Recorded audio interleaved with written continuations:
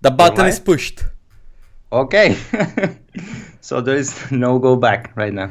Now there is no going back. It says that the streaming is healthy. The connection seems to be stable. Let's see how many people are tuning in. It takes usually always a couple of minutes, 2 or 3 minutes more or less.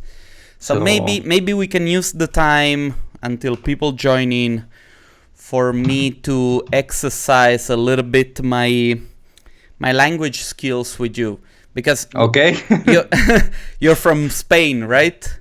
Yeah, I'm from Spain. Okay, so we could I could try and test my Spanish with you. Oh, nice. Should we do that? Let's do it. Okay, then listen to this. Besa, besa mi cabeza, como se puede beber una cerveza. Very good, huh?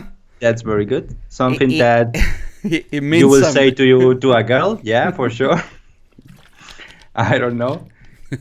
I don't have any idea of Italian, and I work with an Italian guy for a lot of years, but I didn't learn anything. Sorry. So. Italian, it's like a Spanish without the S at the end. Usually it works. Yeah, I don't know anything. I've never been in Italy. No, seriously. No. I really want to go, but. Well, maybe you have to wait until I go to Naples, and then you can come and join me there. Oh, will be nice. That didn't take very long. It's a minute, and there is already 20 people watching. There is Riccardo, Secessione Viennese, Mike Dugenio, Andrea, Eric. Yo, what's up? Like your awesome tutorials, Adan. Wish they were in English. Worth learning Spanish for them. So you see.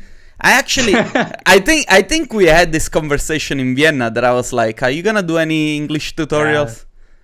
Yeah, well, a lot of people is asking me about it, and as you are going to discover, English is not like my strong language. But you speak very, very good. I mean, I can communicate and I can understand, but in order to communicate complex ideas, I need to feel comfortable with the language. It's something that I want to do, and I hope it's something that happens soon, but man, you're just rambling because your English is perfect. Anyway, Juan Pablo just joined in. Hello guys, where are you guys writing from? Let me know. Milan, hey Milan, what's happening, man? Let me know where you guys are writing from. Where are you watching from? Nuno is tuning in. Hey, hello, Nuno. Oh, hello, Nuno. How are you? You see, Nuno is a guy that I'm trying to convince to do a live with me, but he's a little bit shy. It's amazing. You need to do it, Nuno. Pablo is asking if we can speak in Spanish. You or No. We should do this in Spanish. Okay. Let's switch to Spanish. Okay, me parece bien.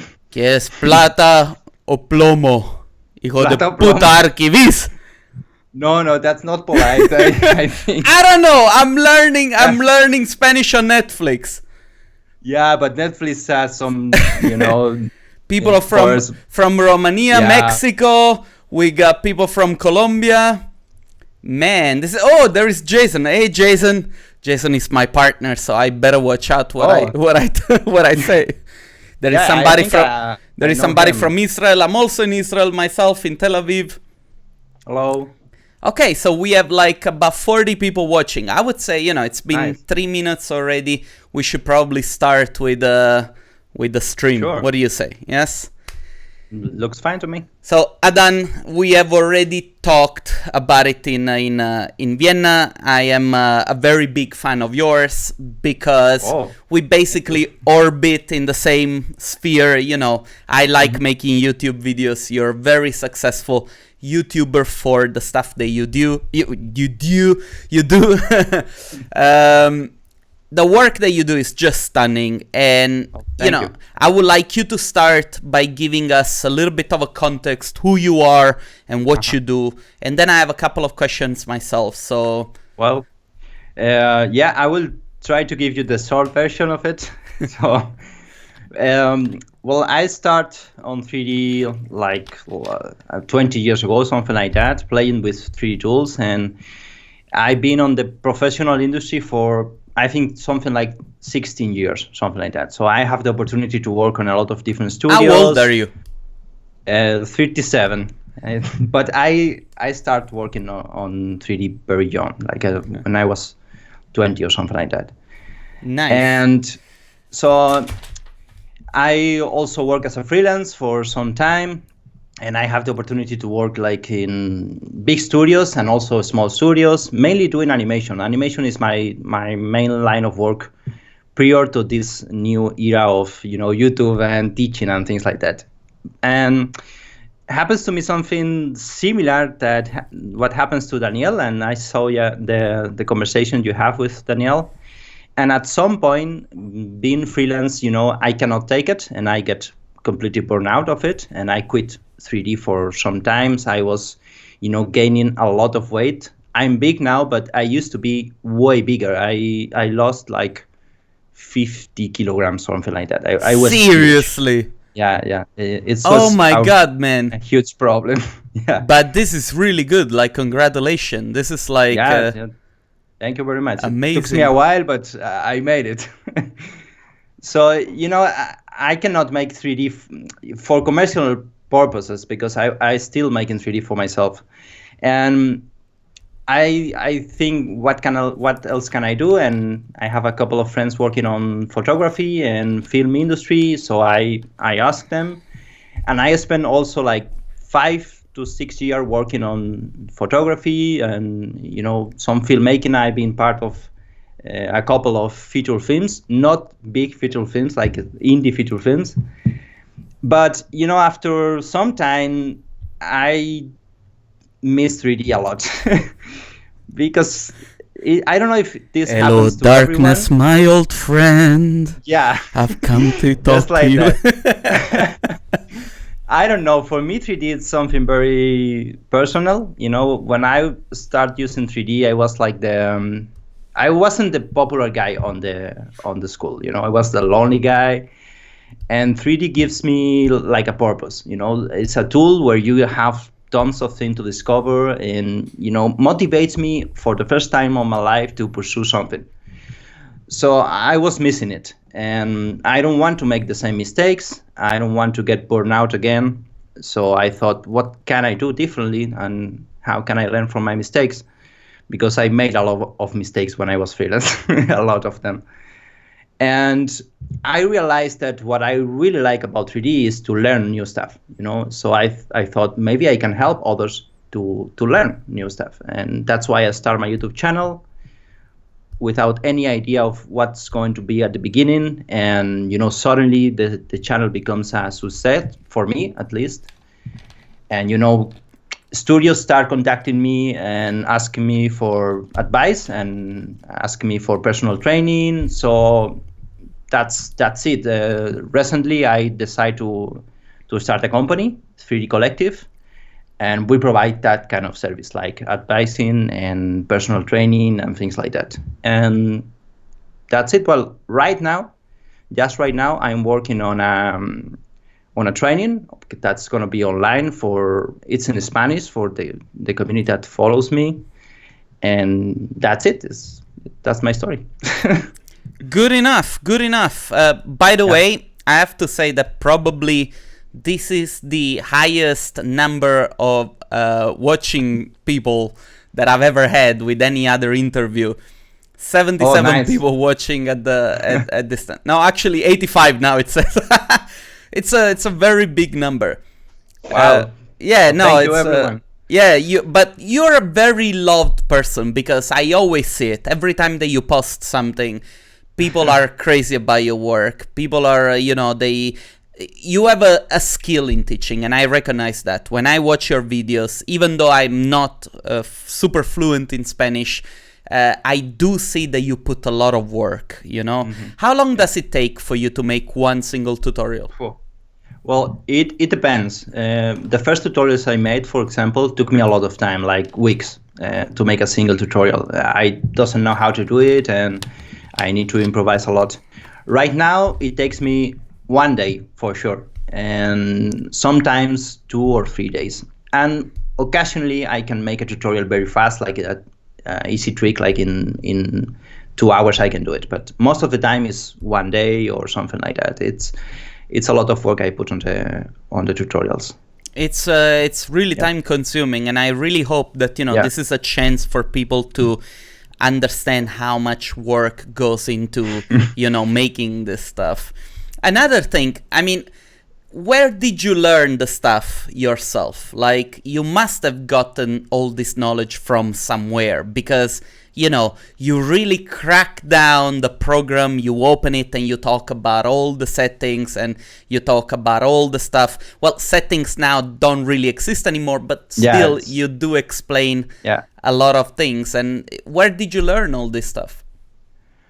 Well, I've been doing 3D for 20 years, so it's not like I know a lot. I know very little, but it's been a lot of time. So, I learned from frustration mainly, because when I first started to make 3D, I think there needs to be some place where I go and I learn everything you need to know about 3D. And I go to that place and I invest all my money and I put all my focus on it. And it didn't work for me. I didn't learn a lot from that experience. So after that, I think, when I go to a studio, I'm going to learn everything from the studio. And that also didn't happen to me. So I took time. I took time to go deeper on the subject. So I started studying a little bit of physics, a little bit of, how light behaves. And I'm not self-taught, because that's no longer exists. You have YouTube, you have books and things like that, but I don't have like a teacher or a mentor. It's all from the amazing internet and books and self-control and self-determination into wanting to learn stuff. Yeah. Now, what I'm gonna do, I'm gonna overlay some of your work for people to see, but I doubt that people are not familiar with what you do. Because I want to ask you a couple of questions. I know that you focus a lot on details and materials. This is one of the things that you do very good. Like, you also do photogrammetry, you do scans and all that kind of stuff, right? Yeah. Can you tell me a little bit about your workflow? When it comes, for example, to photogrammetry or materials or... Yes. Like, for instance, photogrammetry, it's one of the things that I like the most about your work. I know all these beautiful still natures that you do, which have like fantastic materials, and the level of details is incredible. Can you talk a little bit about that part? Yeah, sure. Well, for me, photogrammetry is a combination of a personal project and a project for a client.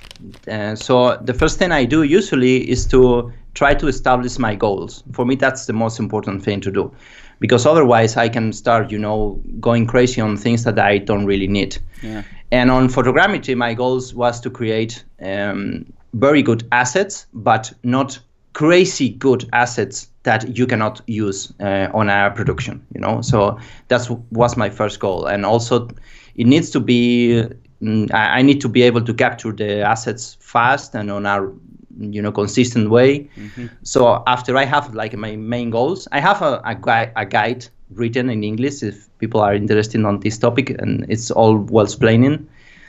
But after I have my main goals, I start researching, and trying different things, and I go outside and scan some models and try different light modifiers and try different lenses, different cameras.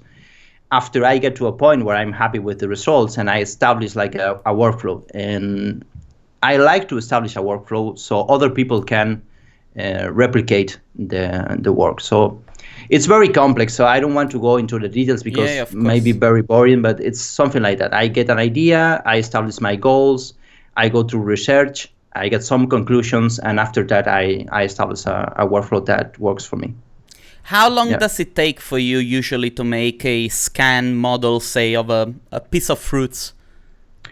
Well, once you have your workflow, can be done very fast. Very fast means maybe 2 hours for the shooting of the photographs. You need like 200 photographs, something like that.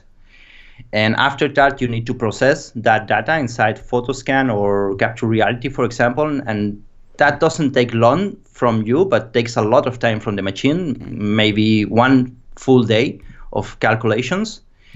And when you have your high resolution model and your textures from the scan, then you need to spend maybe another day, fixing problems and baking textures to a low resolution model and making sure the materials are PBR and things like that. So it's 2-3 days once you have the workflow established. Okay, it can be done faster if you make some automatic process, for example, in System Designer and things like that. Okay, I see. Let's talk a little bit about, the transition from going, as a freelancer to making your own thing, because this is one of the topics that always comes into my YouTube videos. People ask me tips how to go into, being a business owner and having your own gig. How did that happen in your case? Well, and what is the role of Carla in this?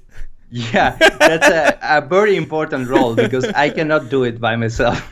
Is she watching? No, okay. I hope it isn't watching. Well, I don't know if I'm the right guy because I fail trying to make myself a freelance. I fail miserably. But for me, it was like having a clear idea of what you really want. For me, for example, one of the first things that opened my eyes was when clients start to asking me for my work. Like they contact me and they tell me, we want you to advise us and we are going to pay you very good if you spend some time researching for us. So I don't know, it happens in a natural way. But when you see the opportunity, you need to keep in mind that it's a business if you want to make a business. So if you are not good at businesses, like I am not, you need to find someone that is good at doing businesses and talking with people and maintaining relationships with the client. And that's the Carla's role. It's the most important role on the company. The tech guy, and she makes everything else works. She's a super cool person, and also I remember when I was like trying to get to you, she contacted me, and I was like, okay, the guy has a secretary, and then I didn't know the relationship that you guys had. So it was a pleasant surprise because I attribute also part of my own success to the role that my wife has in my life. And this is something that we already talked a little bit when we had our first meeting. Do you remember? Yeah. It's very important. I think, this is actually a very hot topic at the moment. I always get emails from students and young professionals that ask me how to deal with, depression and burnout. Yeah. And there are a lot of things that are related to, there are a lot of issues related to our job that, if you don't keep an eye on them, they can lead you to a very nasty place. Very dark place, yeah. Have you ever, you told me about your weight gain. Can you give me a little bit about a context of if you have been into situations like this? Yeah, for sure. The problem is you forget about everything else, for me at least. You focus only on one thing, make 3D, and everything else, it's secondary, and that's a problem. You cannot forget about your life, your health, your friends, everything else is what's most important at the end of the day. Because for me, I realized that I need to think about my future. Because if I continue that road, it's going to end very, very bad for me. I'm going to end alone and, with crappy health and completely burnout because I wasn't making a lot of money neither, I don't have a Ferrari. So if I was working like 40 hours a day and, weekends and things like that, and I don't have a Ferrari, I'm doing something wrong. So, so you need to pay attention to your future, to how you want to be on the future and your happiness. And I think it's especially important on creative fields, because if you focus only on working and you don't give yourself time to that creativity to come out, it's really easy to get burnout, So I think I've seen it also on Carla's profile. She does sort of like this photography challenge that every day she needs to get out of the house, right? And this is something that I've discussed also with other artists, that they really push themselves to get out of the house and take a minute, to think and to free up space into the hard drive up here. You know what I mean? Yeah, that's very important. It's crucial if you want to maintain your creativity. If you only do one thing, you are going to get dry out of creativity at some point. It happens. It's like that. I am at the moment writing a script for a video about creativity, and very nice. These are going to be topics that I'm going to touch up on, because I think that people completely underestimate the importance of doing recreative stuff, and just anyway, I just want to take a second. Guys, you're watching this. The reason why we do the lives is so that we have a chance to answer questions from you in a real time, okay? So this is a chance to have kind of a conversation, and maybe you have a question that can be answered, so to say, for everybody. People are saying, put a Carla in your life. Carla rules. Definitely. I think that all of a sudden the chat went from Adan to Carla. Can we get Carla on the camera? Can we say hi to her? Okay, sure. Call her up. Just call her up.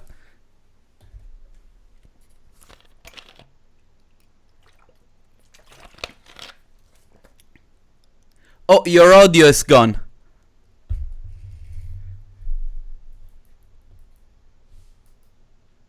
Can you guys hear me? Because I think I cannot hear Adan anymore.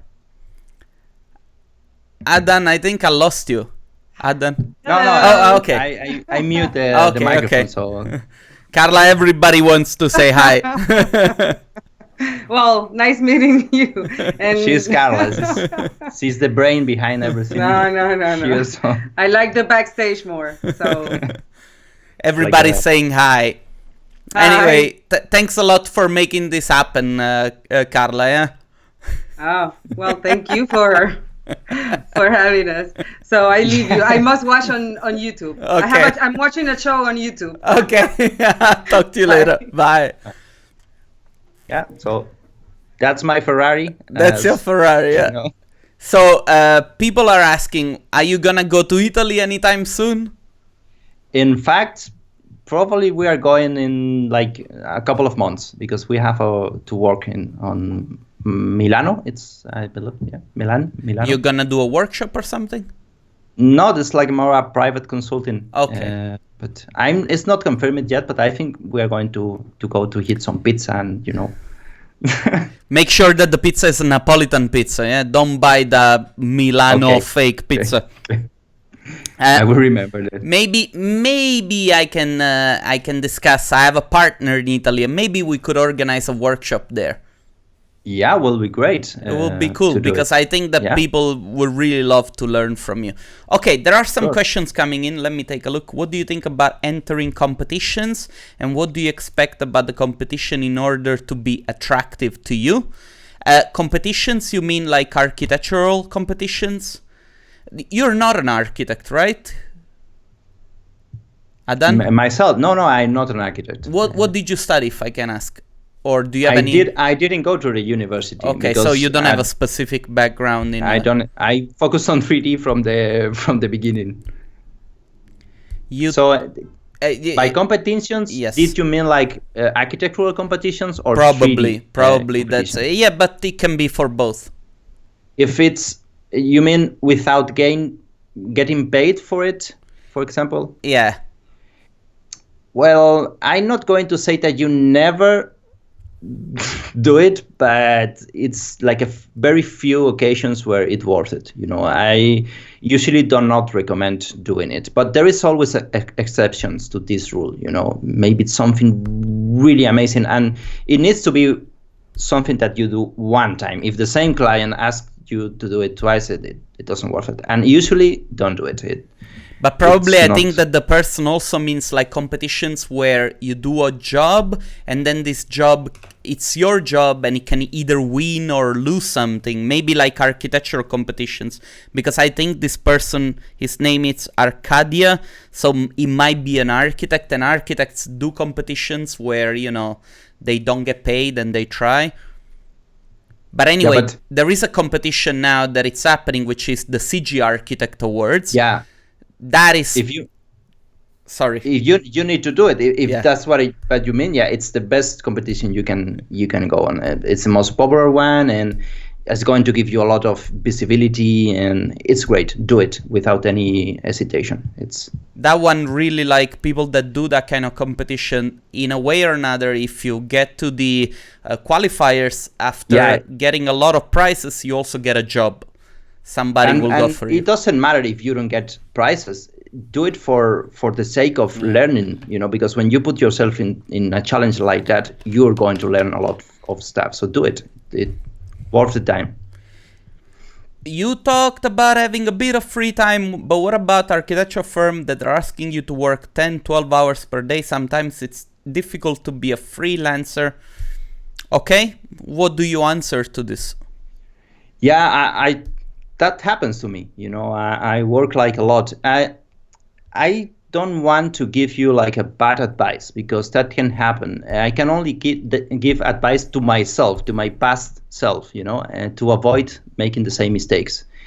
And I think you need to learn how to say no. That's the most important thing you need to do. If you are afraid of losing your job and your client, you are going to have problems. And that happens to me. And I keep struggling with this. But the moment you start realizing that if you're going to take a job, or if you're going to take a project, needs to be fair for both parts, everything is going to work better for you. And it's difficult, because at some point you might feel like you can afford to lose the client, and it happens to me. But sometimes the best things that happen to you is to lose that client. That's my personal opinion. I think this person comes also from the architecture world, if I don't mistake. Yeah. One thing, probably if you're working in an office, and working means regularly from 10 to 12, 10 to 12 hours a day, the person that is in charge is not a good manager. And you might as well just try to look for another job, because if this is the norm, then I'm sorry, they're taking advantage of you. Now, I know that this is maybe a little bit of an out kind of recommendation, but I guarantee you there are offices of architecture that they let you work 8 hours. They will expect you to work, to do the best you can in those 8 hours. It can happen that you have to work occasionally overtime, but you do find them. If it's something that it's regular because the management doesn't know how to get the project done in time, then this is another issue that you, person working for that guy, if you're not paid for the extra time and if you're not gaining anything personal, you shouldn't do it. That's at least me looking back at what I did in my career. Yes, it's like that. So can you repeat? Okay, the CG Architect Awards, blah, blah, blah. Adan, which software are you using right now, and what software are you looking to get into? Yeah, well, right now I'm using mainly 3D Studio Max, and with V-Ray and Corona. I'm also using Susan Designer, Photoscan, and Zebrus. And well, I have a couple of softwares that I use personally, like Wall Machine and things like that. And I'm about to start learning Houdini, for example, because it looks amazing to me and it's time to do it. And I also want to to dive deeper on, System Painter, for example. I use it, but not so much. And those two are the ones I want to focus next. Very cool. That's a huge amount of software that you can. I'm a freak of software. But that's cool, if you can. I remember when I started working for V-Ray, for Cinema 4D, the owner took me and he started to teach me all this stuff. And, just to learn the rendering engine, it took me like 2 weeks that I had to study every day, like watching tutorials. And I had no idea, everything was very new to me. So it's learning, PBR materials, all the layerings and so on. I got crazy, but then I learned something. So, it makes you happy. Yeah, I really like to learn new stuff. Is what I like the most. So if you can find the right documentation and maybe support, videos and so on. So, could you give us tips to do animations in Corona? I think this is probably way too much of a generic question. Yeah, it's difficult to answer. It's that question. I'm going to release some tutorials on that subject, so maybe you can watch them even if they are in Spanish. Okay, what do you think about the fact that everything is super easy right now, and there are a lot of automations, and even new young people can make renderings with like very few clicks? What do you think? Will all the knowledge will be lost? That's one of the questions. I don't think so, but I think something similar to photographers is going to happen for us. Like at the beginning of photography industry, if you have a camera, you get paid for it. But right now, everyone can be a photographer, and you can get cheap cameras that do amazing photographies, and you can learn everything from the internet. So something similar is going to happen to us. And in order to survive this change, and this is a personal opinion, we need to find a different value to our clients, not only the image, because the image is going to lose value very fast, even if you make amazing images. I think you can still become like an artist if you want to create a specific kind of amazing images that no one can create. You are going to get job for sure. But most likely you need to think about another services you can provide apart from the image. The image is going to be the baseline to get work, So, but I don't think all the knowledge behind is going to disappear. For example, there is always going to be people that maybe are going to design new ways of doing things, new tools, and better models, better materials, and it's going to be useful for that people. This is very good advice. I made another video with the founder of CG Architect, Jeff Mottle. Yeah, amazing guy. And he basically talks about this stuff. It's you need to understand the value of the service that you're providing to your client. And, probably saying like this, it doesn't make you understand what you have to do. What you have to do, you have to understand that you need to sort problems. If you solve problems, that's where the client will find the value. So, you don't have to think in terms of, I'm making an image, because the image per se doesn't solve a problem. You need to understand what the client is after, and you need to solve the problem for that client. And that will put you in a position where you can make more money. Okay, there are a bunch of questions coming in, so please forgive me if I'm looking. What's the best way to find someone like Carla? What about VR? Do you have any thoughts on it? I don't have many, because I been part of some VR projects, maybe like 1 year ago or something like that, and I really like the technology. And I really think it's amazing, and I can imagine myself working with VR and like making 3D with VR. But I didn't, go deeper on the subject to advise you anything about it. I don't know if it's going to become like a very huge thing on the industry, but I'm pretty sure it's going to be part of the industry. There is another good question that I think it's going to give you a chance, to show us a little bit your creative process when learning new software. So do you have any like routine or How do you set yourself to learn new software? Yeah, I use this tool, this amazing tool. And it sounds silly, but for me, putting things on paper, it's the most important thing of all. And making like little drawings, if I can. I'm not very good at drawing, but the exercise of translating from your mind to a paper makes you understand things way better. So I usually establish like my purpose. Like I establish a learning goal, and not realistic, but a challenge that you can face. For example, I want to be able to create an interior on 2 weeks, for example. That's a challenge. And then you spend maybe another day trying to dissect what you need to learn in order to achieve your goal. And that's what I do, and works very good for me. So when I have my guidelines, I start learning stuff, and not before.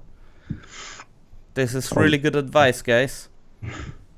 Yeah, I think I actually learned this myself the hard way, although I probably always knew it. I've done recently this 36 days of challenge. Yeah. And what happened is that after the 4th or 5th day, I ran out of ideas. Yeah. And you know why? Because I did not establish a system. Mm-hmm. You know, all the letters, in order for you to make something that makes sense, you need to give yourself some rules. Like, I should use only 3 materials, 4 shapes, and this background. And then you can develop, something that it's based on a rule, and you can be creative basing yourself on that rule. So what you just say, this is amazing advice for people that are trying to break new frontiers, Yeah, and also like what you just mentioned, establishing like challenges help you develop your creativity, because if you only have cubes to work, you need to think about how to do it. Did you know like Bipley, this amazing artist that it's been 9 years making art every day? Yeah, he came to the D2 conference last year. Yeah, it's amazing. I cannot believe it.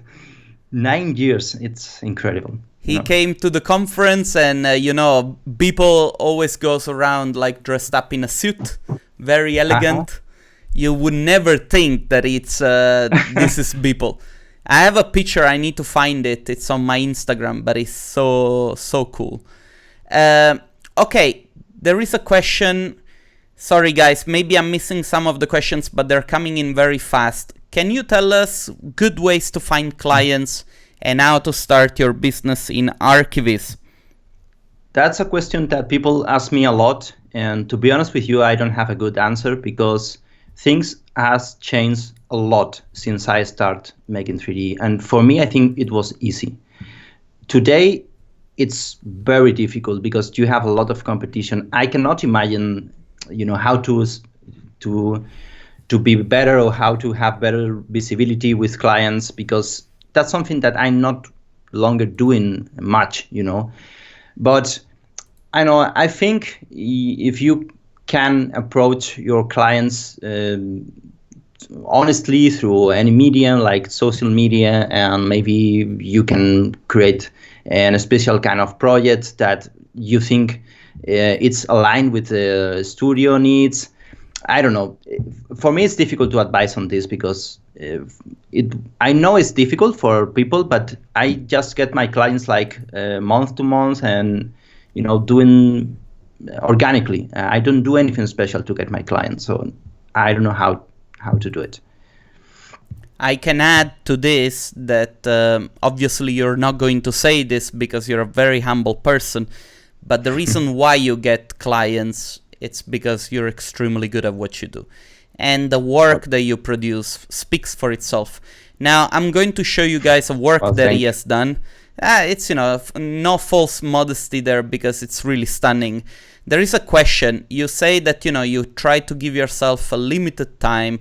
Now, there is this project called The Small Apartment on Behance. It's the latest project that you have done. The question that they asked is, how long did it take you to finish this project? Yeah, that project took me like 2 weeks, but not full time. like maybe, I think if I will focus on do something like that, it's going to take me 8 to 9 days, something like that. It's, but it's not, when you do something for yourself, you, for example, go far beyond where you need to go when you do something for production, so I try to establish very, very short time margins, because otherwise I will never finish anything. It's you need to do something like that. But it took me like 2 weeks working on that. I hope that you used some stock models and it's not everything modeled for. Okay. No, for sure. I use a lot of stock models. Otherwise, thank God, man, because otherwise I would have jumped out of that window. I would have killed myself. Even using models, you need to fix materials, and that's true. Maybe one of the most time-consuming parts. And I hope that changes on any time soon. But yeah. It's not gonna change. Even the people that make those models professionally, they have their schedule and deadlines, and sometimes they're like, "Yeah, that material is not. It's okay. Just throw it there." Yeah, and I understand, because it took a lot of work to produce like a model, and it's difficult. Of course, if you look at, for instance, the collections of Evermotion, I talked to the Evermotion guys. I made a video about it. It's the process of keeping a machine like this going, it's extremely complex, and the challenges that you face, but they already put you in a position where you can produce a good interior in 20% of the time if you were to start from scratch. So it's amazing. It's a tool that we can all live without. It's amazing. Exactly. I want to ask you a personal question myself. So I look at your work and I see, this beautiful style, and it's amazing, the composition and everything. Even the easiest picture, like the photogrammetry pictures, they're so simple, but still the composition, it's so good. First of all, where do you get the inspiration? Do you have photographers that you look at? Do you watch movies, something specific that tickles your creativity? Yeah, well, I think my main focus when it comes to architectural visualization is photography, because I, admire a lot of artists and studios on the 3D industry, and I really think they make an amazing job. But when it comes to references, I prefer photography. It's a personal choice. Yeah. And for me, their main references in photography are the fathers of architectural photography. And, well, let me see. Ezra Stoller is maybe my favorite one. Baltasar Korab, I think is how it's pronounced. Lucien Hervé, and, of course, Julius Schulman. Those four, if you want to learn how to compose an architectural photography, those four are maybe the most important ones you need to follow. And more recent ones, I really like the work of Iwan Ban and Duccio Malagamba, Castaneda. Well, there is a lot of photographers that do amazing job. And I also like traditional art a lot, and I don't use it like an inspiration for commercial projects, but if you are interested on science fiction illustration, I recommend you to check the work of it's called Simon Stalenhag. I don't know if you know it. It's amazing. Yeah. And also Ralph McQuire. Ralph McQuire is my all-time favorite. It's the product designer of Star Wars, and the work of this man is incredible. Let me just say something to the community. Guys, please, since I cannot keep up with all the stuff that we talk, can somebody please type it into the comments, all the names of the photographers and all the references, so that I can copy them later inside the description.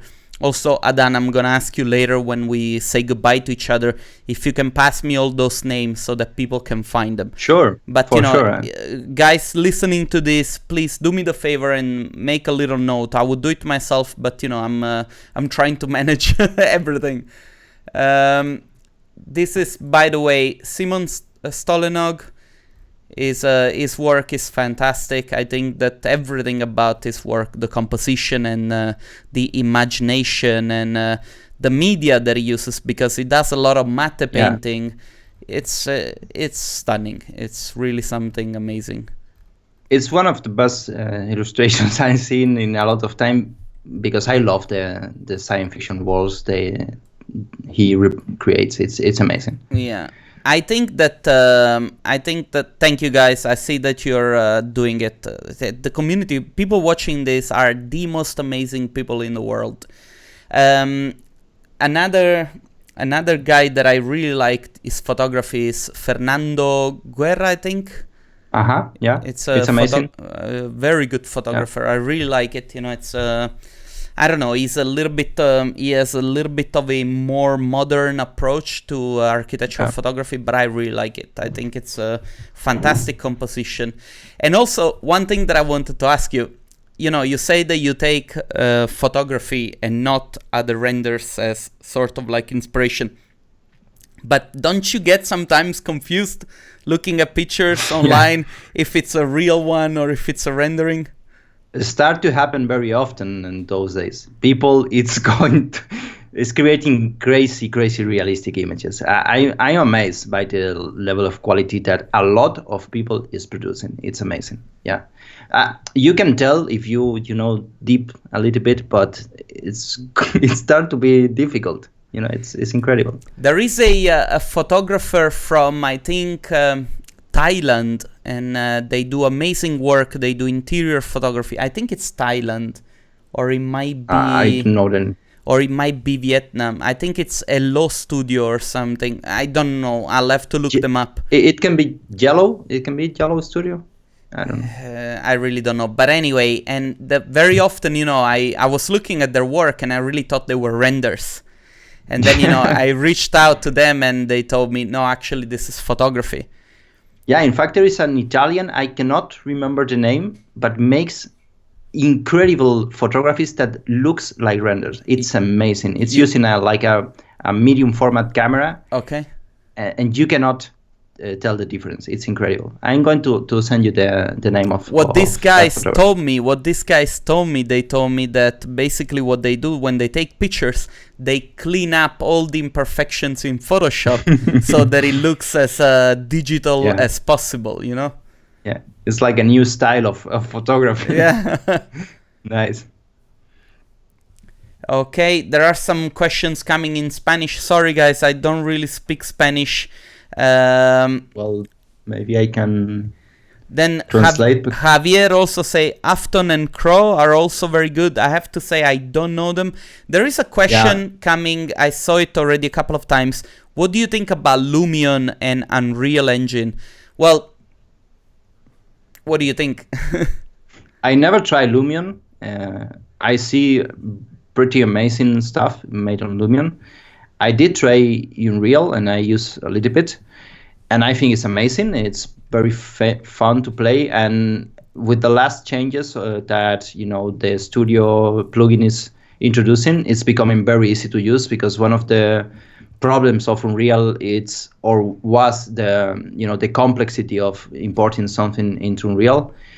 I think it's very good. For me, is still a huge gap between what you can achieve with Unreal and what you can achieve with an offline render, but it's getting shorter every day. So I think we will see a time where offline renders are going to become, real-time renders. Maybe V-Ray, and on some years it's a real-time render.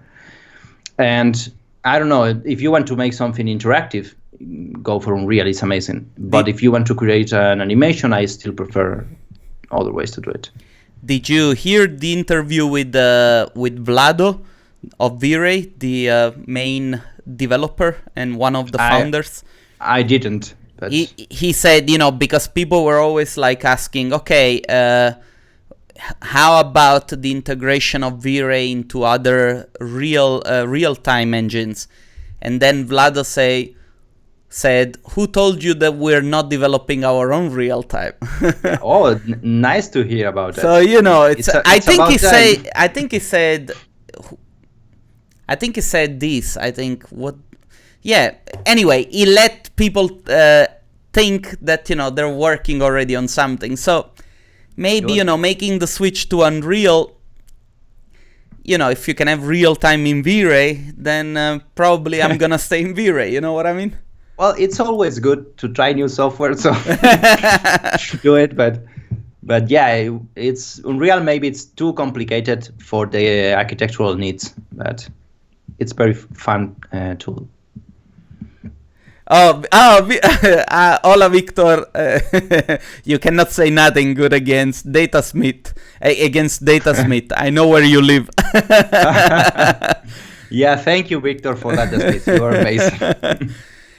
Okay, there is a question. Do you ever get clients asking for more than architecture visualization, like graphic design or maybe page layout, that kind of stuff? But I don't think you do that kind of work anymore, right? I didn't do it. I'm more focused on advising and teaching those days. Back when I work on studios, the studio have people working on, motion graphics and, traditional design. So I was part of a team. But myself, I never, sell like a design or printing design, stuff like that. I just do 3D. Oh my God, so many questions. I think I'm lost. I don't know which one to answer anymore. But it's okay, guys. Keep writing, and I'll keep an eye on this as well. With the acquisition of Corona by Chaos Group and the future of V-Ray Next, maybe the future of archivist industry is going to be linked more to Corona and less to V-Ray. That's a speculation. I don't know. I don't have any idea. It's a speculation because I know people that do archivists that even though they tried Corona, they keep saying that V-Rate's better. There is people that when they saw Corona, they said goodbye V-Ray, and it's I think that by making that move, they just they went to get all the. They expanded their market and they say, let's work together and let's see if we can make something cool. I really think so. I hope so. And I think it's a good move, and it's working fine for the moment. I remember, I don't know if you remember, I made this video where I talked about the Illuminati of V-Ray and Corona. I don't know. Maybe I saw that, but I didn't remember. And people were freaking out because they were like, they're gonna kill Corona, they're gonna sell everything. I remember. So far, Corona still exists. I'm using it myself. I have to say I'm having a lot of fun with Cinema 4D. It's a very stable tool. I try it, but I cannot get hooked by Cinema. Seriously, are you using? Have you ever used Octane? Yeah, I have Octane. I buy Octane. I use it for a couple of months, and I stop using it. I don't know why, but it's very very nice tool. Also, F-Storm is great tool. Yeah, it's a shame that it's not there for cinema. Do you like F-Storm? Yeah, I like it a lot. I think it's one of the most promising GPU renders out there because it's evolving very fast, very very fast. And that's what I miss from Otoy, because the plugin for Max evolves very slowly for Octane. So, but those are great tools. I enjoy using every render, and also Redshift. I try Redshift, and I feel like it's amazing. But maybe I don't know. I'm thinking about buying a license of Redshift. But it's a lot of costs that are adding up, Yeah, there is a lot of cost. Yeah. I mean, have you ever thought of like removing 3ds Max completely from the equation and maybe do Blender? Yeah, especially since I moved to Windows 10 and to 17. It's crazy. When I was working with Windows 7 and Max 14, I never have a crash. Never. It's like rock solid. And now I'm having some problems. And also, what I don't like about 3D Studio Max, well, I love 3D Studio Max. I've been using 3D Studio. Please, Autodesk, please don't kill us. Don't kill us. don't kill me. I've been using it since I have like 13 years old. But I don't like the way they are treating the software. I think they can do better. But all the crashes are meant so that you take a break, you go for a walk, and you don't get fat. Yeah, thank you very much. Okay, there are so many questions coming in. You should take all the questions and make another 30-45 minutes for the D2 channel. Oh yeah, probably. Andre's working, yeah, we know. V-Ray for C4D so late compared to Max. Yeah, well, there are some politics involved there. What Adan thinks about GPU versus CPU,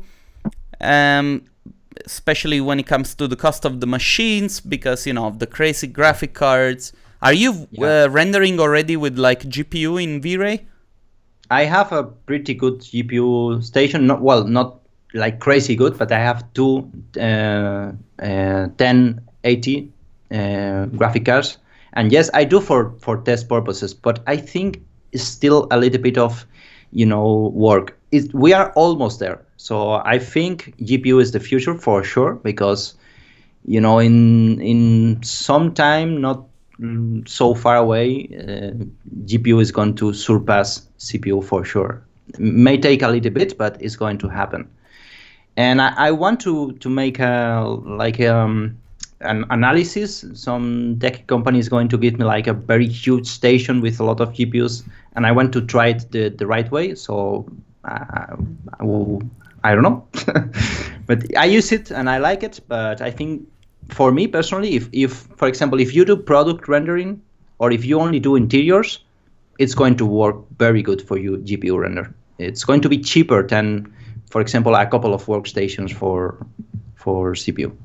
But I do a lot of animation, and sometimes my clients send me crazy files, and I only can open it on CPU. Well, you got your answer there.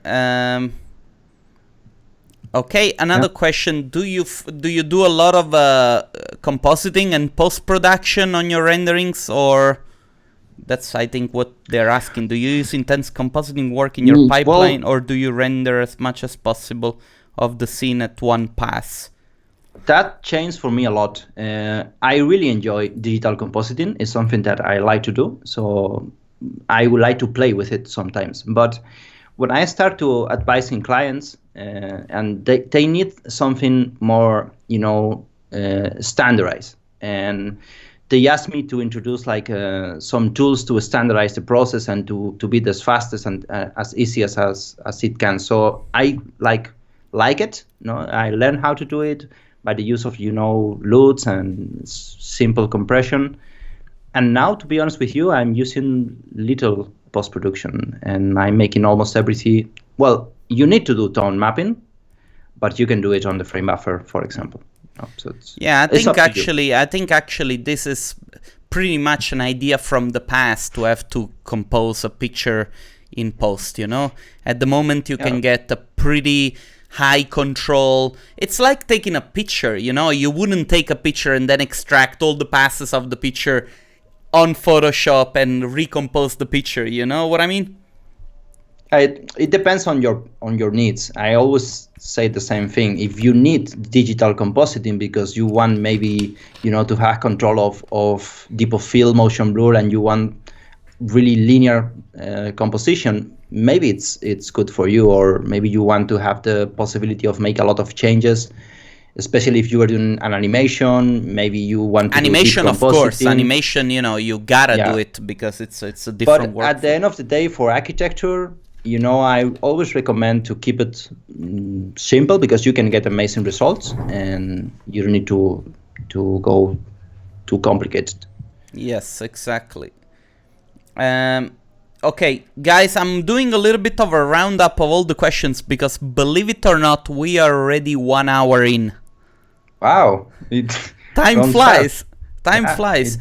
But we went to having like talks where people were listening only, say, to 20 minutes and then 30 minutes, and now people are actually watching for the whole hour. And somebody even say to me, "Why don't you make them 3 hours long?" And I'm like,